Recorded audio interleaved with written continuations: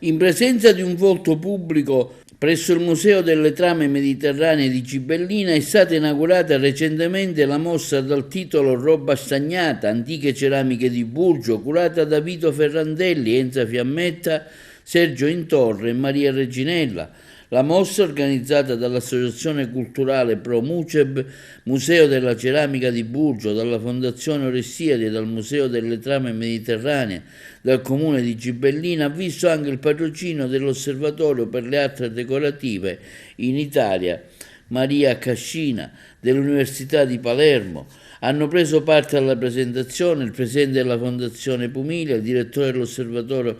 Concetta Di Natali, il sindaco di Gibellina Sutera, il vicepresidente dell'Associazione Italiana Città della Ceramica e esponente del Consiglio Nazionale Ceramico Giuliano. Il Museo delle Trame Mediterranee è stato istituito nel 1996 dal senatore Ludovico Corrao e fa parte della fondazione delle Orestiadi di Gibellina ed esprime attraverso le collezioni esposte la molteplicità dei linguaggi artistici che rappresentano degnamente la complessa storia culturale del Mare Nostrum, contesto di riferimento delle opere esposte. Alla fine del XVI secolo un gruppo di ceramisti appartenenti alle più importanti botteghe di Caltagirone si trasferì a Burgio, influenzando in maniera profonda la produzione dei ceramisti locali.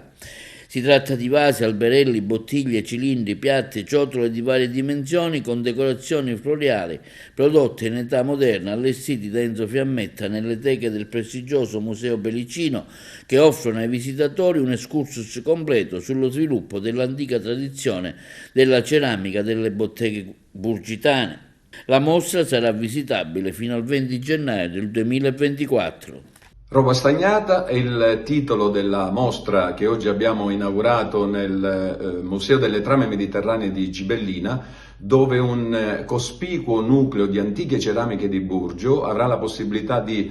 dialogare con la moltitudine di linguaggi espressivi artistici presenti nel prestigioso Museo Belicino. In questo modo il Museo della Ceramica di Burgio supera i confini delle proprie mura e incontra, si confronta e dialoga con altre importanti realtà museali nazionali e internazionali.